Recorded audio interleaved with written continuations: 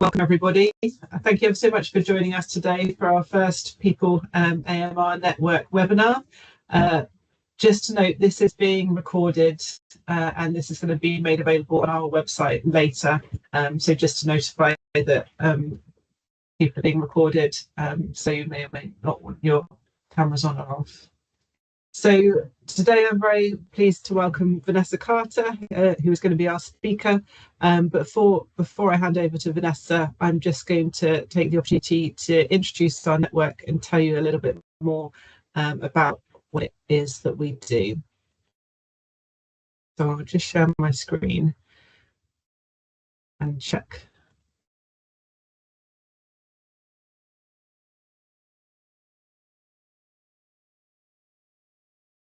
Can everyone see the screen okay? Yes. Thank you. So the People AMR network is basically focused on prescribers, service users and communities. So this network is funded by UKRI. We're funded for 4 years and we started in November 2024. And we're one of 8 networks that the UKRI have funded. And we're focused on how we can better develop, better evaluate multifaceted evidence-based interventions to promote prudent antimicrobial use in community contexts. So we're called People AMR because we're really interested in how people in communities are using antibiotics, how prescribers are deciding to prescribe antibiotics, and how everyone is thinking about AMR, which is obviously very relevant to our talk today. So just to introduce us as a group, there's 6 of us leading this network.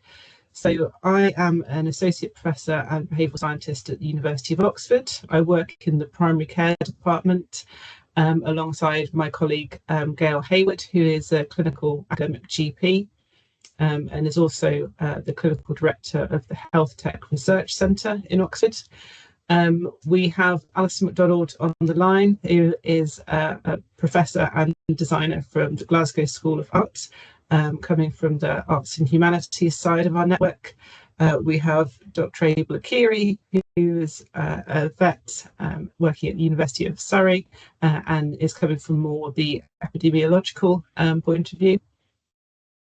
And we have Dr. Wendy Thompson, who is a clinical academic dentist in Manchester, and Wendy works actively as a dentist and also sits on many boards that decide dental policies as well. And then of course we have our network manager, Chika Anamune, who does all of our organisation of amazing events and webinars such as this. So I've got a couple of slides that give a very brief overview about what we're interested in as a network. So as I said, we're really focused on communities who use antimicrobials. So we're particularly interested in vets, both large and small animal vets, and the people that they serve, so farmers and people who produce food animals, and then of course small animal owners who attend vets. We're interested in dentistry in terms of human health and dentist patients. We're interested in pharmacy, so community pharmacists. And of course, when it comes to kind of acute infections in the UK, we've had the Pharmacy First scheme that's been going for a couple of years now, where a lot of people are being triaged away from general practice and being managed by community pharmacists instead. And then of course, we're focused on primary care. So not just general practice, but out of hours. And other service models, given that primary care in the UK is developing quite rapidly as well. So when we're thinking about these communities and the people in these communities, we're interested in what interventions are going to help tackle AMR. So we're really interested in co-developing interventions, because we know that interventions that are co-developed with the people they're targeted at will be more effective and are more likely to sustain behaviour change over time. So as a network, we're interested in looking at the methods that we use, how we define AMR problems, how we match them and tailor them to communities to find out what the real needs and preferences are on the ground, and then how we design those interventions in as creative a way as possible. I'm a behavioural scientist, but I can certainly learn a lot from people from the arts and humanities. And of course, I can learn a lot from my clinical colleagues about the evidence we've got behind interventions and how to put that across to target audiences. And then we're also interested in how we can implement these interventions on the ground, get people to use them long term, and how we evaluate them. We see a lot of AMS interventions being created, and the evaluation is not necessarily always there because of time and resources. But of course, we need that feedback to know what we can build on and make better over time. So our network brings in a variety of disciplines, approaches, and we consider a variety of interventions as well. And it's about bringing all of this together to try and work out better answers to how we tackle AMR. And in terms of network activities, we're really interested in building the network. So I have made a lot of reference to the UK, but of course we're interested in building international networks and looking at how those interventions may or may not be transferable to other settings. And if they are transferable, what needs to be tailored to those contexts and what could be similar or different between the interventions that we share across countries. We're really interested in knowledge exchange and dissemination and learning from one another. So, we believe that bringing all these different disciplines together should create something which is greater than the sum of the parts. Able Akiri is going to be leading on our EMCR activities for our network. And so we're putting in some ideas at the moment of offering workshops. And these are going to be workshops specifically focused on research methods and building research methods for EMCRs. And we're interested in offering placements over time as well. So if you sign up to our network, you'll be hearing about these things through the emails. And we're also interested in any host institutions that might want to offer placements for EMCRs who are not from your discipline, who can come and learn a little bit more about what you do in terms of AMR research. This is the first of our webinars, and we are planning to do a series of webinars over the rest of the time of the network. So again, if you'd like to volunteer as a speaker, or if you have suggestions for speakers, we're very interested to hear them. And of course, as a network, we're interested in applying for further funding for transdisciplinary AMR research. And of course, there's UKRI call out for the end of September at the moment, but we're also interested in looking for other opportunities for funding later on as well as international opportunities for funding. So if you haven't already signed up to our network, this is the QR code, which you can pass on to anyone else who you think it might be of interest to at all. If you have any questions about the network, please do contact us. And Chica mans the PPMR inbox and is great at responding to your comments very promptly. And just as a reminder, although this is the first webinar, we do have a second webinar on the 22nd of July, where Abel and Alistair will be talking about an example of a transdisciplinary AMR project. And if you haven't yet signed up for that webinar, the QR code is here, and we can share that again at the end of today. So I'll stop sharing for now, and I'm very pleased to be able to hand over to Vanessa Carter. So Vanessa is the CEO of the AMR Narrative, which is a patient advocacy group, which has done great work in getting the message of AMR across to different communities. Vanessa, I'll let you introduce yourself and say a bit more about your background, but it's a pleasure to have you here, and I'll hand over to you. Thank you so much, Sarah. I just want to quickly mention, because I've been getting messages from Wendy that she can't get into the link as well. I had a bit of a problem earlier on, so I thought I'd just let you know quickly. I don't know if anybody else is having the same problem. Yeah, okay. I'll take care of that. Thank you. Okay, Chica. Thanks, Dave. Okay, so let me just share my screen. And just let me know if you can see that. We can see that. It's not in a slideshow presentation yet. Yeah, that's it. That looks perfect. Okay, great. Great. Okay, so thank you so much for having me. I guess to start is just sort of an introduction of what I do. So I'm a patient survivor of AMR, and I'll go into that a little bit more when I share my story. I'm also founder and executive director of a registered CIO in the UK called the AMR Narrative. I'm also currently the serving chair of the WHO Task Force AMR Survivors.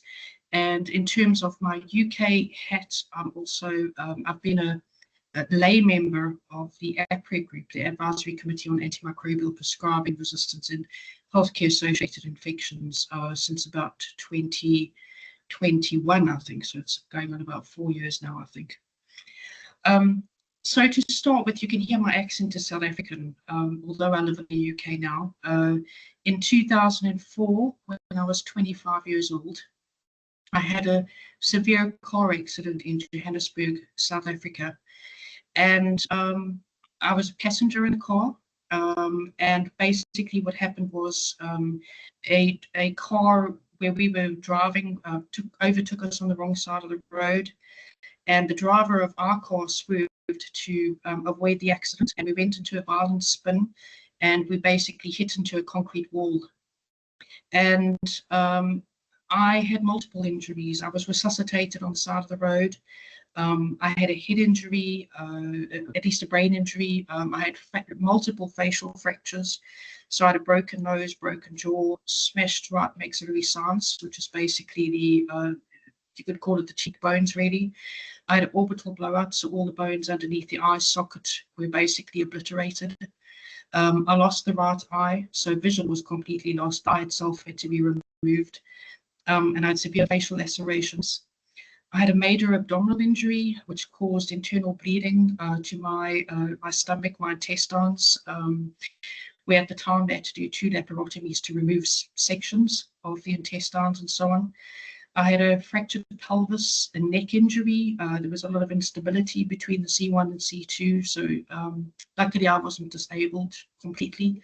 And I also had a major back injury. So I was then taken to Charlotte Maxeke Johannesburg Academic Hospital, which is a public hospital in Johannesburg, because I didn't have any medical insurance at the time when I was 25. I was put onto life support and I was admitted to the high care unit, and of course the ICU in Charlotte Maxeke Hospital. So this is kind of a snapshot, and even though I had all those injuries, and of course it would take me at least about a year to get over them, with all those injuries, the most complicated were to my face. And the reason for this was because I needed different types of super specialists to reconstruct it.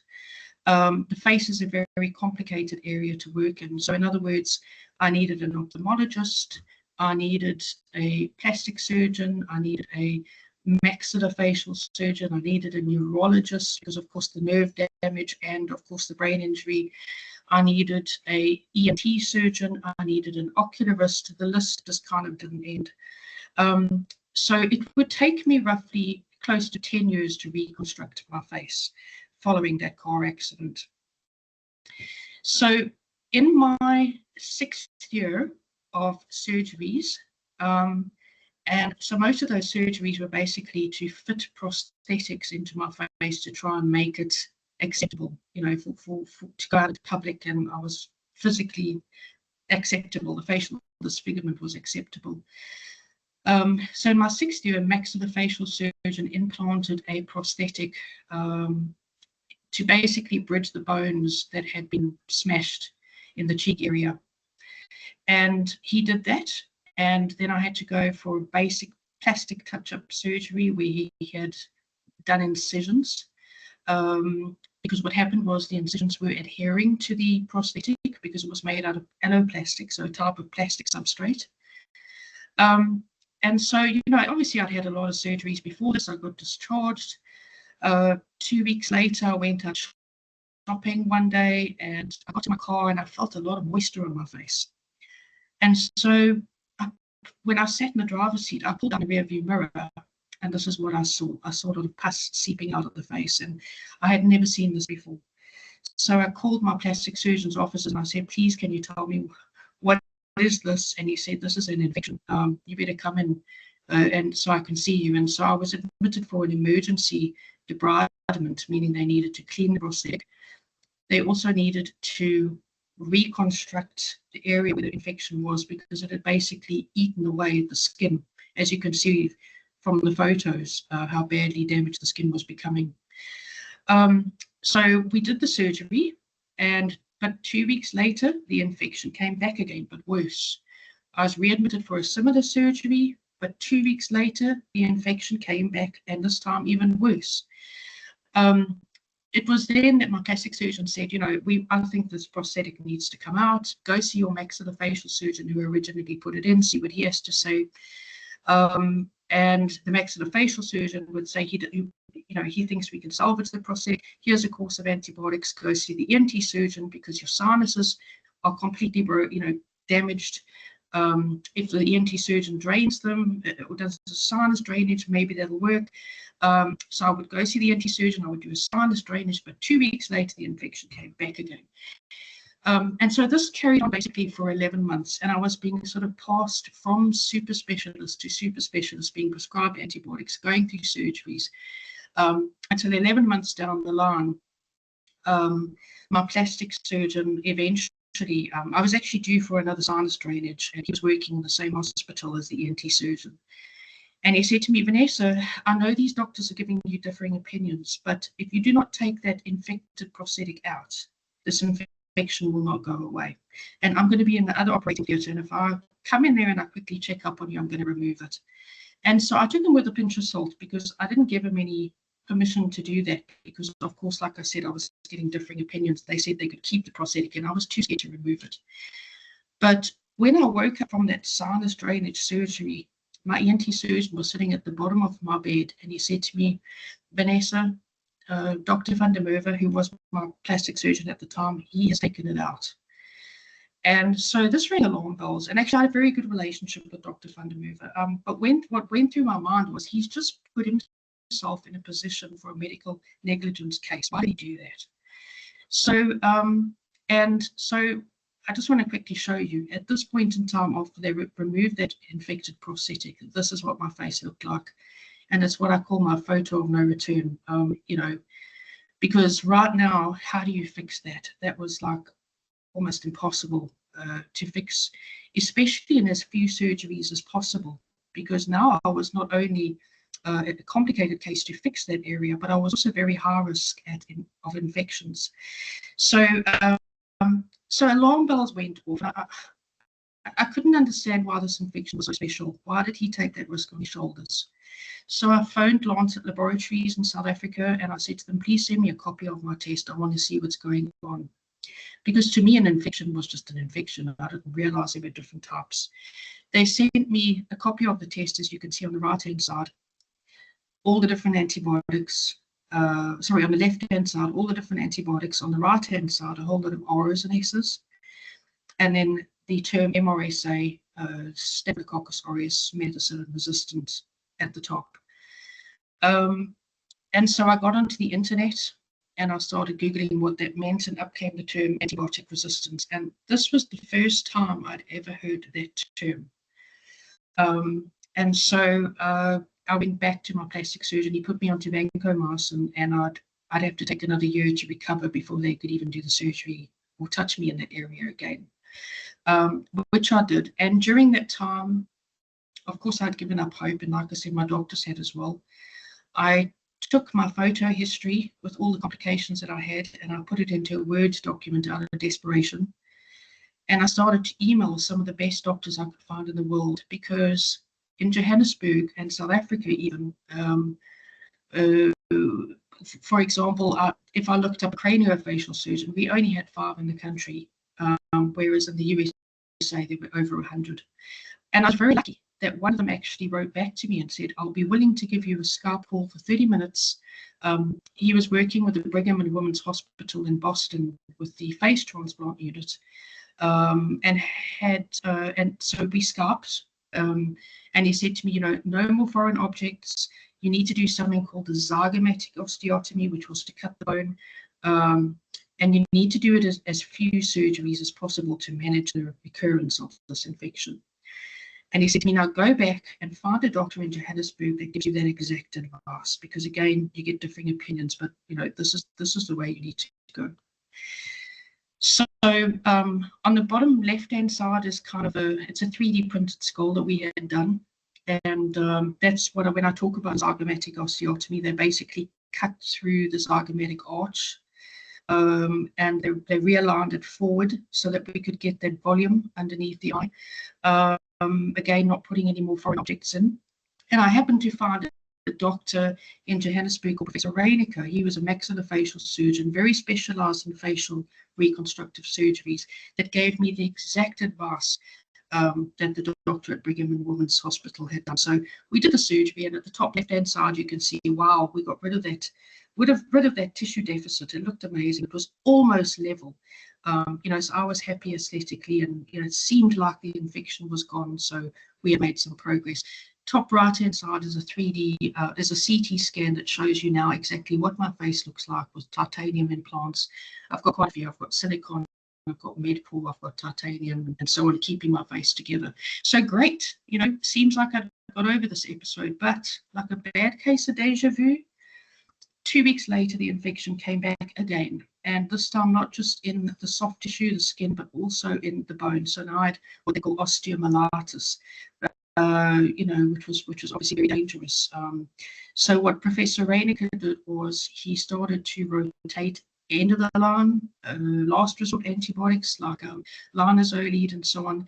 And when I talk about rotating, because I was an outpatient at the time, he would say to me, here's a couple days course of linezolid. If it doesn't improve, get back to me. Tell me it's not improving. And then I would have to report back. He would check the infection, and then he would either prescribe me the same antibiotic or then put me on a different antibiotic, a different last resort antibiotic. And that would go on for about 3 months until eventually it was starting to finally clear. I'd also developed an allergy to the antibacterial ointment which we use on the surgical site, because of course we take oral antibiotics, but we also have antibacterial ointments that we use. So it was quite confusing. We stopped the antibacterial ointment, and as I said, we started to rotate antibiotics. And I'll never forget this day. I thought to myself, all this hard work, and this is me, I'm going to lose my face completely. But thanks to my doctors, thanks to Professor Reiniger, it started to clear. After the 3 months of rotating antibiotics, however, because they were last resort, I ended up in hospital again with an adhesive bowel obstruction. Nobody could really give me an answer for this. The gastroenterologist was telling me, well, you had adhesions from the original laparotomies. But of course, we know maybe end of the line, last resort, many months of them, and ongoing antibiotics could have also disrupted the microbiome in some way. And I nearly died. I was about 33 years old here. And I remember this night, the nurse came into my room and she said to me, what are you doing here? And I was in a hospital room with a lot of elderly people that I could hear suffering and pretty much on their deathbed. And I thought, I shouldn't be here. But I eventually got over this. They removed about 10 centimeters of my intestines, and it took me about another 8 to 12 weeks to sort of recover. And eventually, when I got over that, I had a little bit of touch-up plastic surgery done, and the infections finally stopped. So I don't look perfect today, but I'm just really pleased that it's acceptable enough to go out and face the public, and that there are also no more signs of infection. So 3 years of battling MRSA was just an absolute nightmare, and it makes me petrified now to even have a surgery without being absolutely necessary. I live with what I have right now. So when that journey ended, that was in 2013. I was working in marketing professionally at the time, and I think what really frustrated me was that lack of communication. As I mentioned in my story, I didn't know what antibiotic resistance was. The doctors weren't talking to me about it. And I didn't, at that point in time, 2013, there was no information about it anyway. So I got onto social media using my marketing skills. I started networking. I started getting the message out as best as I could. And through the years, that has grown quite a lot. As I said, I'm now the chair of the task force for WHO. I've been an opening speaker at the United Nations multi-stakeholder meeting, where I spoke about the importance of participatory approaches and listening to patient stories when it comes to AMR. I've also spoken at the World Health Assembly at a roundtable with Dr. Tedros, and I've worked with the Africa CDC to try and give my patient perspective and again my lay perspective to the AMR strategic framework. And of course, I try to network with other patients as well, because this isn't just about me. It's obviously also about other patients and diversity of voices. So just a little bit about the WHO task force, and I'll speak slightly a little bit about the charity. We're made up of 12 members, each with a different lived experience of AMR. For example, one of them has lost their young baby to sepsis and AMR complications. We've got another member that has had a lot of AMR infections due to HIV. We've got an antifungal resistant survivor. We've also got an extensively drug resistant TB survivor, and so on. The QR code at the left-hand side will be able to direct you to learn more information about us. We were established in 2023, October, and one of the very important documents we all put together as a team is the meaningful engagement of patient survivors and carers, which again is available on our website on the WHO. And this basically lists, we've put together 10 different ways you can work with us. So not just in research, but in medical education, in policy making, for example, working with ministries to help give some input towards the national action plans and so on. And so talking for myself, that's pretty much what I've been able to kind of do, with the APRE group as well. So this is actually an upcoming webinar, which I thought I'd include if you're interested. This is coming up on the 24th of July, and we are going to, from our patient perspectives, be kind of putting together a call to action for the upcoming United Nations General Assembly high-level meeting on NCDs, and in relation to how does AMR fit into the picture. So, again, if you want to scan the QR code, you're welcome to join that. A little bit about our charity. There's only a few slides left. Well, I mean, MRSA, what I had was something that should be taken from a One Health approach, because, obviously when they did my testing, it was said that 99 or 95% it came from the hospital. But we know that MRSA doesn't just come from the hospital. It could also come from livestock. It could also be community acquired and so on. So, so when I visualized this charity, it was really to say, that we need to take it from a One Health approach. And of course, we know that is the way we need to tackle it, because it doesn't just happen in hospital settings. So these are some of the other patient stories that we've collected. This is obviously separate to the WHO. There's about 13 stories on there for now, but we do work with a few other patients as well. You can visit our website to read all these stories. For example, one very interesting one is Letitia's story of surviving a multi-drug resistant infection connected to sepsis. And she's based in Brazil. She actually had to she battled to get access to the antibiotic that she needed, and she actually did a Facebook post, and somehow miraculously she got access to that drug. And of course, anti-malarial resistance was another one. We've got one of our patients there as well.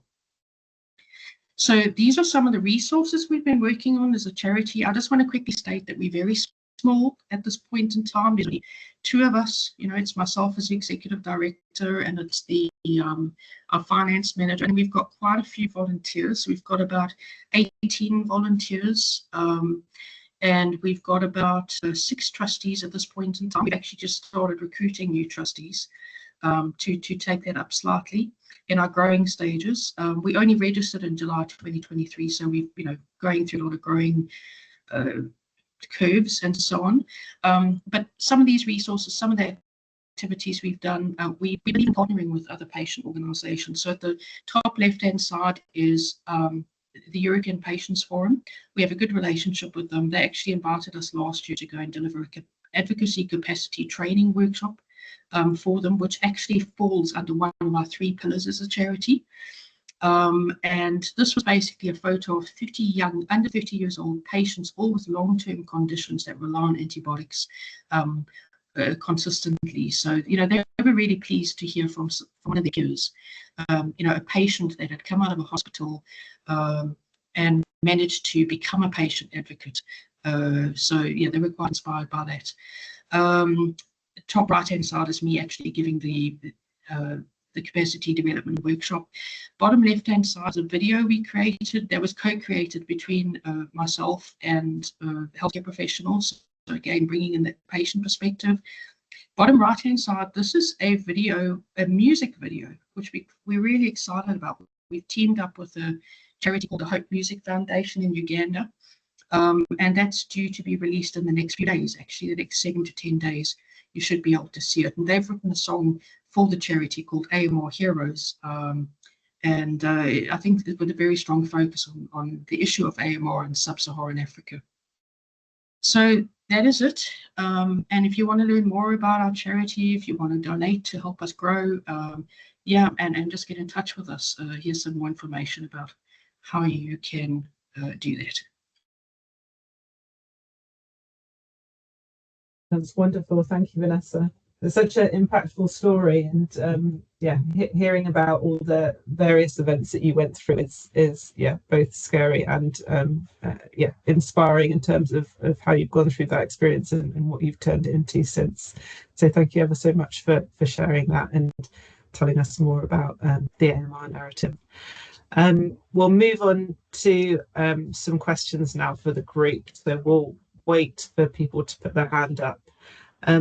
If I can start, I'm interested in this idea about being an AMR survivor, but also having this kind of potential lack of communication on the healthcare professional side in terms about what AMR is and what one might be going through in hospital. So I wondered if you had sort of any reflections on that in terms of whether someone would kind of feel that they're an AMR survivor or even be aware of that, and then also how you actually find fellow AMR survivors, and whether you come across any other similar groups in this country or elsewhere. I guess there's a few questions on that. I think the first thing is communication is lacking. We from 2013.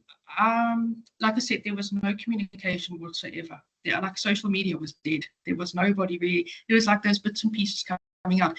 2016 United Nations, the first political declaration. All of a sudden, you started seeing growth. And then, of course, we've just had now the 2024 UNGA as well, and the new political declaration following from that. And every time that happens, I see more people basically emerging on social media. But having said that, great that we've had that growth in that area. But having said that, I mean, let's just start with the communication with the doctors. There was one thing I didn't mention. So, for example, Professor Edgar, when he started explaining to me, what AMR was, it didn't take him that long. It took, he kind of just said, well, one very important sentence to me was, if any other doctor tries to prescribe you an antibiotic, tell them that you're now under my care. That was one big thing for me, because as the patient, we become the gatekeeper. So I know in the NHS you have your systems are better connected, but if we start talking about lower income countries, and if we start talking about private sector and public sector, I don't know how those two connect. But I do know that dentists prescribing, for example, might not be connected to GPs, or so it's important, I think, that that kind of sentence comes in, that people know, until there's some sort of like central electronic health record, because you don't always, for somebody that doesn't know what antibiotic resistance is, that's key to say, well, you can't take 2 or 3 antibiotics at the same time, or it's not fair to put it on the patient. I think as well that I've seen in the UK, you do have on some of your pharmaceutical packaging, you do have the antibiotic resistance risks, and you talk about it a bit, which I think is great. In South Africa, it wasn't there. I checked for it. Maybe things have changed since I've left, but that was really key to me. And I've heard before, well, patients don't read it anyway. Well, I did read it. And if I had read it, it might have made a huge difference to me. So I think making that assumption that patients don't read things is not good. And I think that personally, I would say, I mean, there must be some way that we can, whether it be with our GP or whether it be with our pharmacist. I mean, I've stood in boots before, and I'm like a mystery shopper. I'm terrible. I'm a mystery patient. I go and I listen to conversations. I go to boots and I'll hear somebody getting their antibiotic.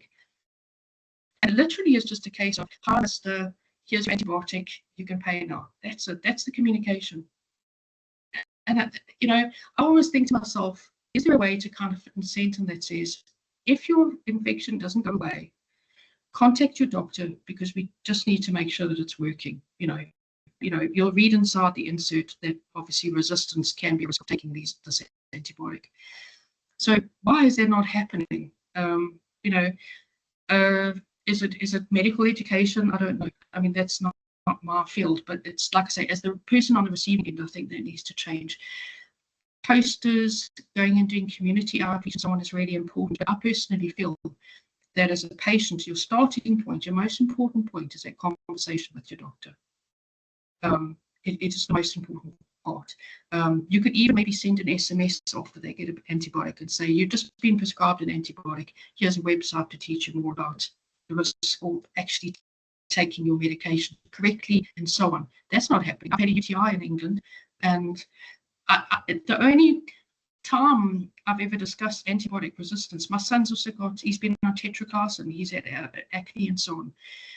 The only time we've ever discussed it is with me being somebody who's relatively educated about AMR to actually ask the right questions. Otherwise, they don't come up, if that makes sense. With UTI, I was told, it sounds like you could have an infection, but we don't really know. Here's a prescription. You know what? If it doesn't get better, then take it. It'll be waiting for you at boots. So we need to fix that. I think it's important that we fix that, because it doesn't help. We put so much money into research for new antibiotics if the actual behavior side of things is not fixed. And I'm sorry, your other question was. Yeah, sorry, I asked many questions at once. I was interested in whether you'd come across any other groups like yours where people are trying to kind of get the patient voice across. Yes, I mean, obviously Antibiotic Research UK or UK based, and I guess they started in research initially, but they do work now with patients.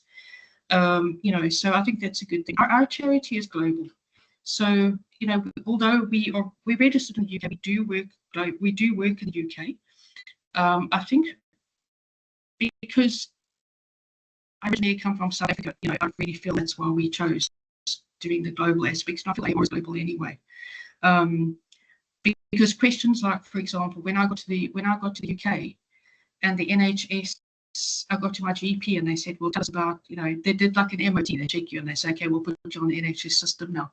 There's zero information about me as a patient crossing borders. So that's just one aspect, of the importance, I think, of tackling it globally. And then there's some patient groups that are interested in it. Like, for example, we work with the Aspergillosis Trust. We work with, that's in the UK. We work with the Psoriatic Disease Society. We work with one or two patients here as well. The UK Sepsis Trust. They have some funding at the moment to tackle AMR, but I think the problem is with the smaller charities. Where do you go for funding?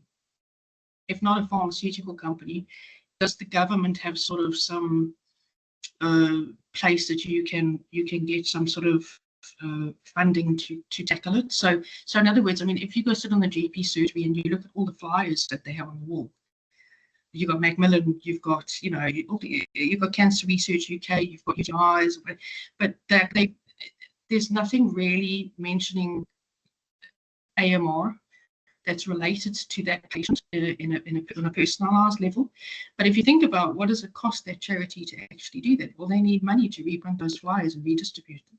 If they're going to include it on their website, they need money to be able to do that. So I've been saying for a long time, why not have some sort of grant available for smaller charities from the government where they could actually apply and say, well, you know what, that's great. That means we can at least get a bit more funding, and we can actually include that in our, because I think every disease is different when it comes to AMR, and it's important to target those individual groups rather than just do one, if that makes sense. Yes, definitely. Thank you. Yeah.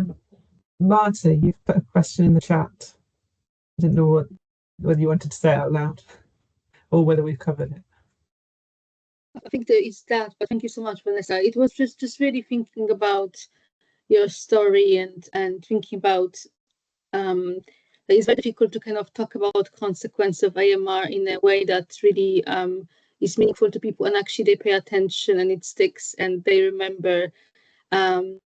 And if you see the campaigns, it was a lot about silent, silent killers and all this kind of stuff, and it's just very particular vocabulary used in that. So it just struck me that we perhaps not utilizing the patient's story. So I was just wondering, how do you think we could do that in a more powerful way?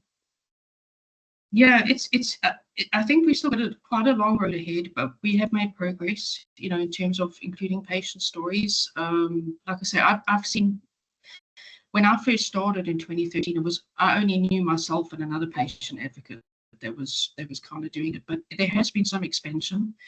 I think there's a lot of barriers that we need to be honest about. Like, for example, how do we? I'm just going to say it out straight. How do we reimburse them for the time? There's the NIH involved document. Is it always feasible for those patients? I've been invited to countless events. 80% of them always want you there in person. And when you're living with certain health conditions, including myself, you get ill when you travel. So we need to be thinking about really seriously, like, hybrid opportunities, hybrids, and really work around those patients. I've sat in workshops as well, for example, where it's very scientific and there's no capacity development for that patient before they have to sit in that research, how can I put it, that research workshop. So it's off-putting. I think it can be very off-putting for patients sometimes, and so that's why I think it's important to kind of like speak on that kind of level where we say, look, we think this is wrong, we think that's wrong, and try to improve on that. I mean, ethics departments, for example, where they say, oh, well, we can only pay enhanced treatment vouchers. Is that going to work for every patient?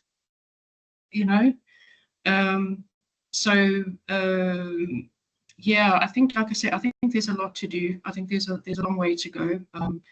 And maybe also, like I said, partnering with patient organizations. That's what we try to do as an organization, because you want to try also tap into all those other disease groups. So, like I say, European Patients Forum or Aspergillosis Trust and so on, they have their own networks. But one of the things I first started doing, besides advocating for the infection side of things, was to also advocate about facial differences. I had a facial disfigurement. So I kind of put, in the beginning, a little bit more on the facial difference, and then I thought, actually, the infection is the right way to go. So, so people might be amazing, powerful cancer advocates, not knowing how to get into that AMR advocacy space. So the other thing we're doing as well as at the moment, we've just partnered with the British Society for Antimicrobial Chemotherapy to develop an online course, very basic online course to help people know, okay, what are the steps to becoming a patient advocate? How do you use social media? What if you can't go to events? All these kind of things are important. So yeah. I don't know if I've actually seen any research, like something, I don't know, maybe if there's research about it, like how to actually physically get patients involved. And I guess I meet them really from just network. Majority of it is networking online, and the rest of it is really going through the patient organizations, and also attending events, trying to get into as much events as I can. But again, I don't always do it in person because it is quite tiring.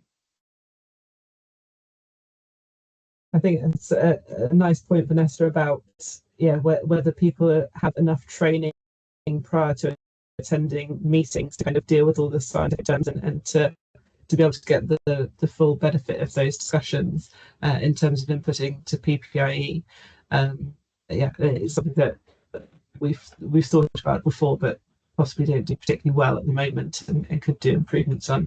And I mean that, yes, the number of times that I've seen you in many different meetings for many different reasons, I think you're doing a great job to stand up for the patient side, but where you're one person and you're doing it incredibly well for one person, but we kind of need to duplicate you a bit, don't you? So it's not all on your shoulders.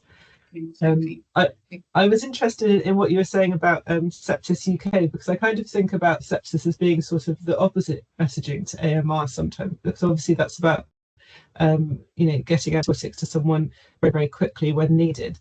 And I just wondered what that group is thinking about AMR messaging and how it fits with their sepsis messaging generally. Yeah, that's a good question. I know that they've just the UK Sepsis Trust have just joined up with two other, I think it was a Global Sepsis Alliance, and there was another one. Like, I don't, not closely involved in their work at the moment. But I know Ron Daniels quite well, and Melissa Mead. So they've just put together a website, which is basically like an AMR resource. I don't have the link to that, but it might actually be on their main website, to be honest. I think they might have separated it, but again, yeah, it's kind of like I say, it's like kind of having that, like, okay, this charity is focused on sepsis. We know that not all sepsis infections are going to be resistant, but this is something, here's a resource based on when it does happen. So I think communication is a huge part of it. And I was sitting in a presentation last week, I think, with Lucy Byrne Davies, and she focuses on behavior change, obviously. And of course, she gave out, we know knowledge, it doesn't change behavior. We know all these things, but it certainly is very important to get that on, to try and move things forward. People might not make the right decisions, but believe me, and I'll speak for myself, when I had that diagnostic test in front of me, and when I could finally say, oh, this is what I have, and have some information that I could start reading about it.